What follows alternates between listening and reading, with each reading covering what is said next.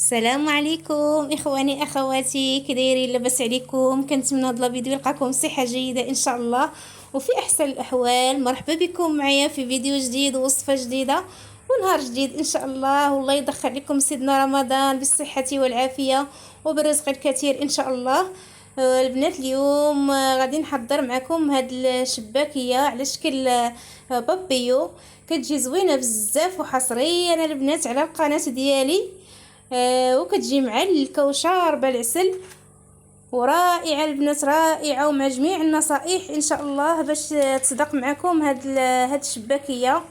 وما تنسوش البنات تابعوا الفيديو من الاول حتى الاخير، وما تنسوش البنات تشجعوني وتشجعوا القناه باللايكات ديالكم وبالمشاركه ديالكم، راه كتحفزني بزاف بزاف. ومن منها باش نتوما تفرجوا وديروا لي واحد اللايك، الله يرحم به الوالدين والله يجعل لكم قصر في الجنه ان شاء الله. وبلا ما نطول عليكم نمشيو مع المقادير وطريقه التحضير ان شاء الله بحول الله.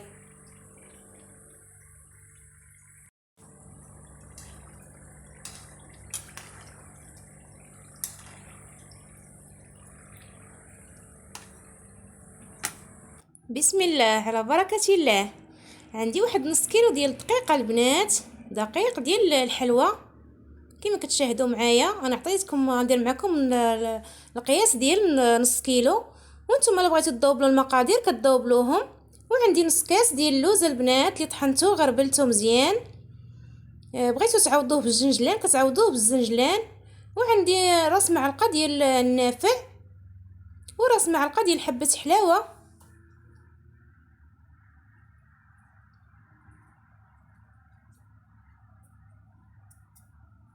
رشيشه الملح.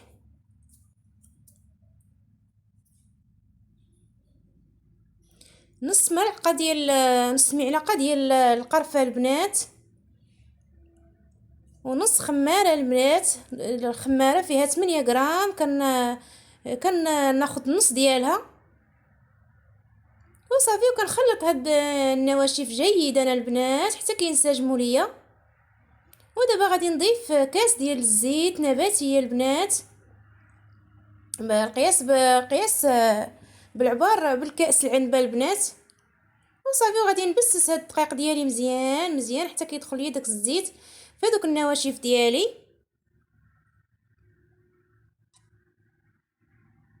وصافي غادي نستمر بحال هكا. صدقوني البنات هاد الحلوه راه كتجي زوينه زوينه بزاف ورائعه وما نقولش لكم عليها، كتذوب في الفم. والله العظيم انا ما كنعطيكم الوصفه حتى كنكون مجرباها وفيت مجرباها ومعوده مجرباها، عاد كنحطها لكم في القناه ديالي ان شي حاجه مضمونه. وانا كنبغي غير رحمه الوالدين وما شي حاجه كنجربها ونعاود نجربها وعاد باش كنحطها في القناه. وصافي دابا غادي ندوز باش نضيف نجيب واحد البيضه اصفر ديال البيضه وغادي نطربها البنات كما كتشاهدوا معايا. وغادي ندير النص ديالها، غير النص ديالها. نتوما الا كنتو دايرين كيلو ديال الدقيق كديروا الاصفر ديال البيضه كامل. واحد ربيع ديال الكاس كما شفتوا معايا، ربيع ديال الكاس ديال الخل. وهذا المزهر البنات درت فيه الزعفران شعره كما كتشاهدوا معايا، الزعفران شعره البنات وخليته تطلق ليا. وصافي وغادي نخلط به كما كتشوفوا معايا. غادي نخلط به هاد النواشف ديالي. غادي هاد العجينه البنات ديال الشباكيه راه عارفينها كتكون قاصحه، العجينه المعتاده ديال الشباكيه كتكون قاصحه، تخليوها قاصحه البنات باش تصدق معكم زوينه. وصافي غادي نبقى نجمع البنات بهاد سميتو بهاد الزعفران وماء الزهر. وغادي نجيب واحد نص كاس ديال الماء البنات هو اللي غنكمل به الجميع ديالي ديال هاد العجينه. وكما كتشاهدوا معايا البنات راه قاصحه، راه كنجمعها وهي قاصحه. حاولوا العجينه ما تطلقوهاش باش هاد الحلوه تجيكم زوينه.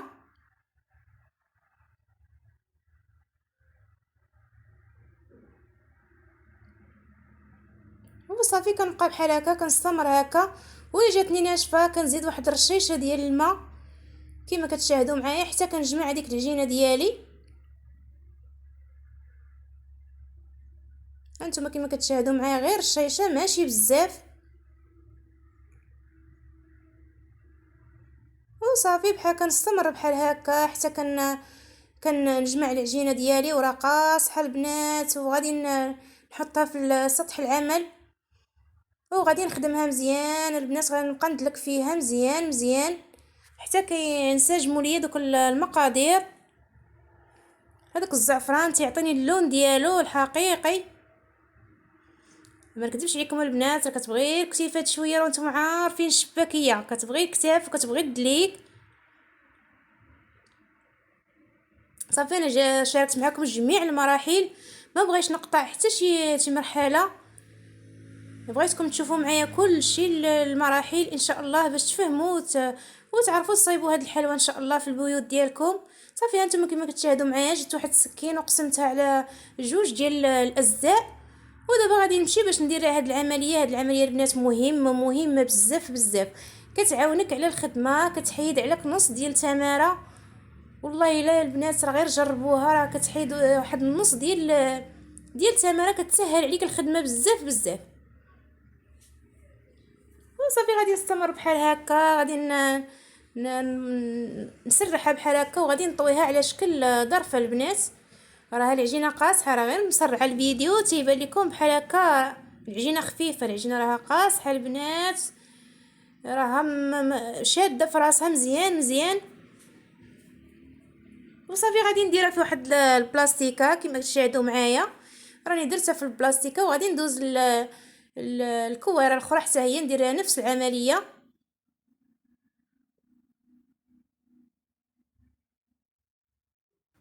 وكنتمنى البنات تكونوا كتفهموا الشرح ديالي ونكون خفيفه الظل على القلوب ديالكم. والله العظيم البنات الا كندير المجهود ديالي باش انكم تفهموني ونوصل لكم واحد الفكره وتكون شي حاجه صادقه انني نحطها لكم، ما كنحطش لكم شي حاجه اللي ما زويناش. الحاجه اللي مضمونه وكنجربها في داري وتنعاود نجربها وعاد كنحطها لكم في القناه. والله العظيم البنات ما تنخبي عليكم حتى شي حاجه، والله لي عالم وصافي. وهاد العجينه ديالي هي دابا ارتاحت ليا البنات، وغادي نحيدها من البلاستيكه كما كتشاهدوا معايا، وغادي نرجع نسرحها مره اخرى.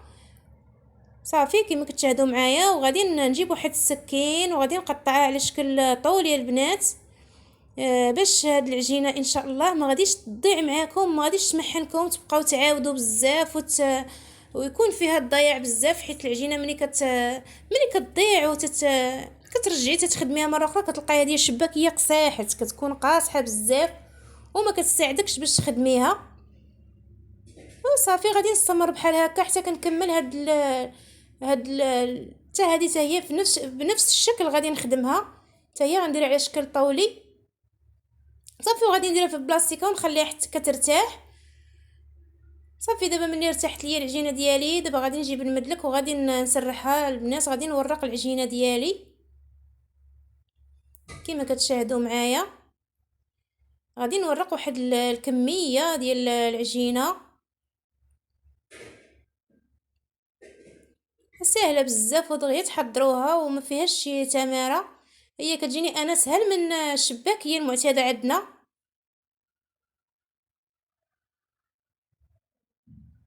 صافي كنبقى نسرح بحال هكا تنحط في واحد البلاصه حدايا حتى نكمل واحد الكميه لان باغا نخدم بها. صافي وغادي ندوز باش نديرها في الوراقه ان شاء الله بحول الله.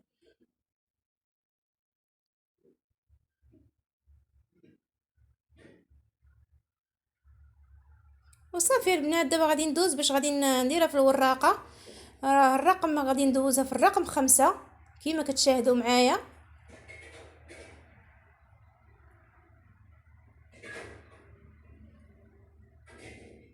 واللي ما عندوش هاد الوراقه ديري غير المدلك اختي وتخدمي به، غير المهم العجينه كتكون رقيقه ديالها، كتبغي العجينه تكون رقيقه تكون ممرقه مزيان. ودابا غادي نديرها في 7،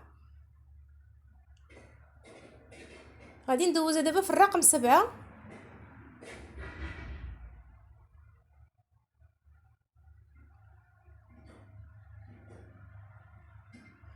وصافي دابا هانتوما البنات العجينه ديالي كيفاش كتكون، راه كتكون مرقه مزيان، كتكون رقيقه.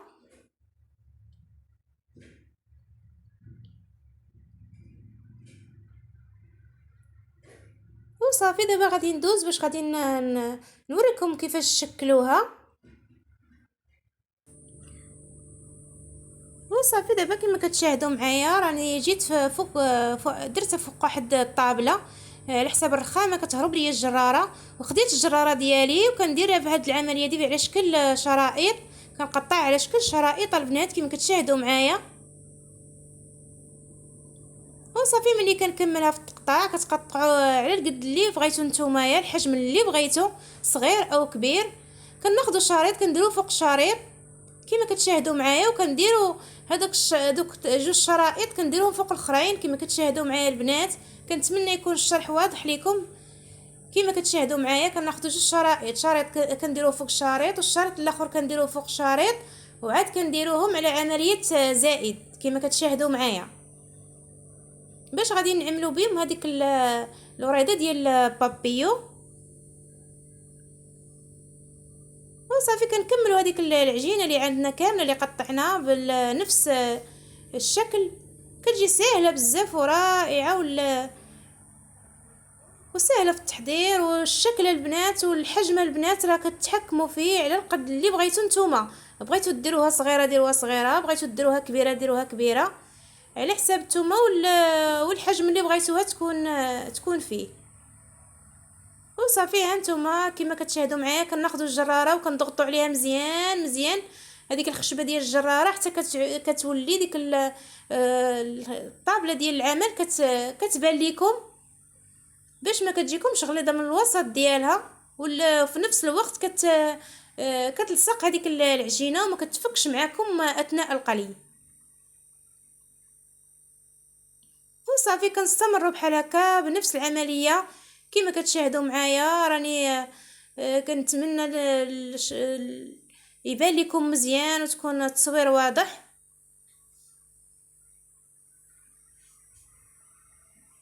وصافي كنستمروا بحال هكا حتى كنكملوا ديك العجينه اللي عندنا.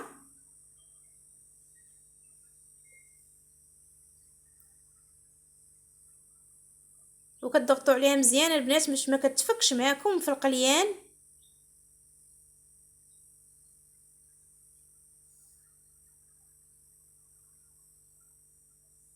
صافي دابا ملي غنكملوها غادي نديروها في واحد الطاوه ديال تسرحوها في واحد الطاوه وكتخليوها حتى كتنشف ليكم، كتنشف مزيان. وصدقوني راه ساهله بزاف وكتحضريها بسرعه، ما فيهاش شي تماره بزاف، خاص غير تكوني داك مطلوقه فيها ودغيا تحضريها في البيت ديالك ان شاء الله.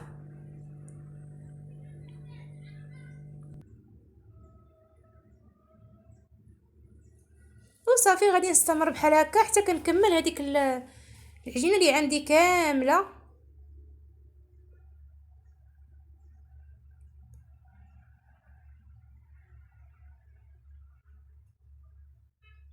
صافي دابا وغادي نخليها حتى كتنشف ليا العجينه ديالي كما كتشاهدوا معايا، كتنشف مزيان مزيان بحال العجينه ديال الشباكيه. الا شبكتوها في الليل خليوها حتى الصباح عاد باش قليوها. وصافي دابا نتوما البنات راني درت الزيت كيسخن ليا وجربت فيه وحده باش نشوف واش الزيت سخون ولا مازال. الزيت البنات خصو يكون سخون سخون بزاف وكتنقصوا عليها النار. هانتوما كما كتشاهدوا معايا راه الزيت سخن ليا، ودابا غادي نرمي هاد البابيو ديالي، هاد الحلوه ديال البابيو.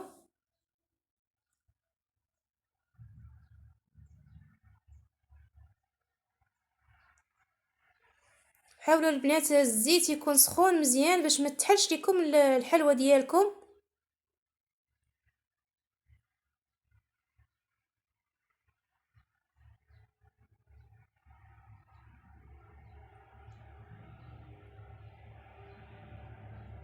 وصافي غادي نستمر بحال هكا، وغادي اللي بانت لي طابت غادي نقلبها بواحد الشوكه ولا بواحد الملعقه، وكنستمر بحال هكا حتى كطيب لي هاد الحلوه ديالي. وغادي نتنقصوا عليها بزاف البنات. راه كنحضر لكم انكم تزيدوا عليها العافيه بزاف. نقصوا عليها بزاف بزاف النار باش كطيب لكم زوينه وما كتخطف لكم ما حتى شي حاجه. صافي دابا ملي طابت هانتوما كنبقاو نقلبوا فيها تنقلبوها باش كطيب كتشد داك اللون الموحد ديالها كطيب كامله. وصافي وكنبقاو ندوروا بحال هكا كنبقاو ندوروا باش كيعطي داك اللون زوين ذهبي.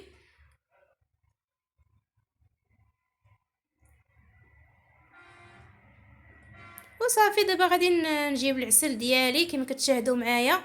العسل راه ثقيل البنات، العسل يكون ثقيل. وغادي نهز واحد الشبكه وغادي نطفيها في العسل.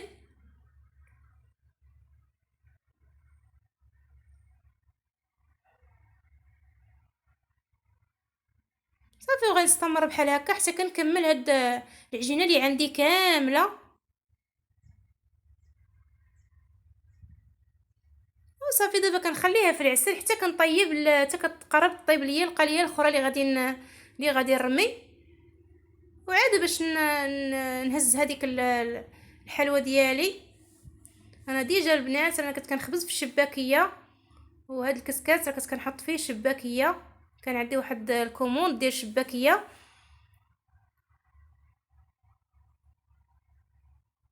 وصافي غادي تخليها تسقطر من العسل ديالها وغادي نستفها. غادي نستفها في داك الكسكاس وغنرشها بالزنجلان. وانتم البنات التزيين كيبقى اختياري. بغيتي ديري اللوز افيلي، بغيتي ديري اللوز كونكاسي، بغيتي ديري الكاوكاو كونكاسي. وانا غادي نزينها غير بالجنجلان. وانتي اختي باش ما بغيتي تزينيها كتزينيها. وصافي غادي نستفها مزيان وغادي نرش عليها قبالتكم الجنجلان. وصافي غنبقى بحال هكا حتى كنكمل هذيك الكميه اللي عندي ديال العجينه كامله ديال الحلوه ديالي كامله. وغادي ندوز باش نوريكم الشكل النهائي ديالها. البنات هذه هي الحلوه ديالي بد ما طابت البنات كما كتشاهدوا معايا. كتجي زوينه بزاف ورائعه البنات والمذاق ولا اروع. وكتجي الشكل ديالها كيجي جميل بزاف بزاف. وكنتمنى تعجبكم وتجربوها ان شاء الله في البيوت ديالكم وتردوا عليا في الكومونتير. راه كتجي زوينه بزاف وكتجي معلكه وشاربه العسل. هانتوما وكتجي كتجي رطبه بزاف وكتجي معلكه وشاربه العسل البنات. وما تنسوش البنات الى عجبكم هذا الفيديو تشاركوا في القناه وتفعلوا الجرس باش يوصلكم كل جديد ديالي ان شاء الله. وما تنسونيش من واحد اللايك البنات. الله يرحم لكم الوالدين ويعطيكم قصر في الجنه ان شاء الله ويخلي لكم ربي صحيحتكم. والله يدخل علينا هذا رمضان بالصحه والعافيه والجميع المسلمين كاملين يا ربي. والسلام عليكم ورحمه الله تعالى وبركاته.